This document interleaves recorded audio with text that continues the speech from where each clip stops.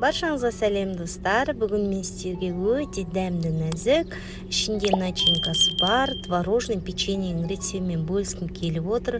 Жасалуы өте оңай әрі дәмді. Видеоның соңына дейін көрулеріңізді сұраймын. Барлық ингредиенттерді описание бөлігіне жазып қоямын. Бізге керек творог қажет болады. Ыдысымызға саламыз. Онан кейін ертілген сары майымызды саламыз.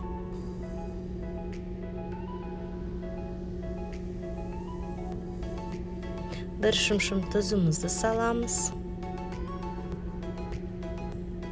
Қантымызды саламыз. Керек мөлшерде жақсылап араластырамыз.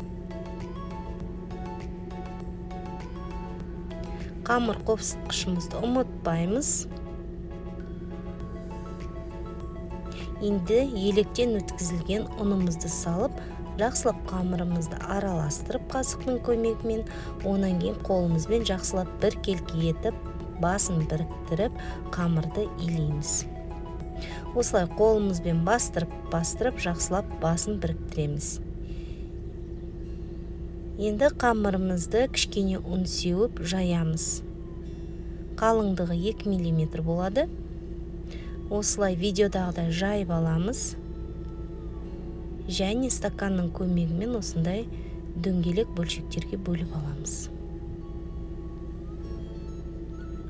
Шетіндегі қамырларды тастамаймыз. Онда басын біріктіріп, осындай печеньенің формасын жасаймыз. Енді пергамент төселген қағазға бірден осылай қамырымызды қойып шығып, арасына сгущенканы қасықпенен осылай салып шығамыз. Бетіне қамырды жабамыз. Жаңа дөңгелектеп бөлінген қамырды осылай бетіне жауып шығамыз видеодағыдай.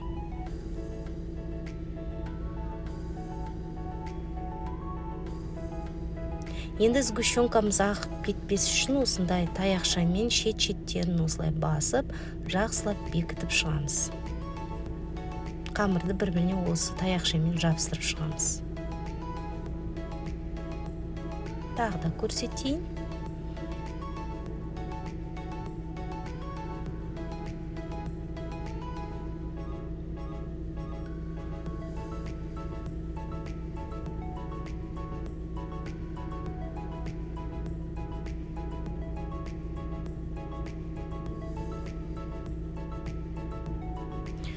Неке барлығын осылай таяқшаның көмегімен шет-шеттерін печеньелерді бір-біріне осылай жабыстырып шығамыз. Әрі әдемі болады, әрі жақсы бір-біріне жабысады. Қалған қамырларды осылай барлығын істеп, бір текіс қылып қойып шығамыз. Енді қызып тұрған пешке печеньемізді 170 градуста 20 минутта пісіріп аламыз. Неке дайын болды, бетіне қант ұнтағын себеміз. Өте дәмді, ішінде начинкасы бар. Сіздер варенье қоссаңыздар да болады. Әркімнің өз қалауы. Достар, міндетті түрде осы рецептпен дайындап көрсеңіздер болады. Сіздердің көңіліңізден шығады деген ойдамын. Менің каналыма тіркеліп, қоңыраушаны басып, лайк басып, комментарий қалдыруды ұмытпаңыздар. Сіздермен болған Жанар. Барлықтарыңызға ас болсын.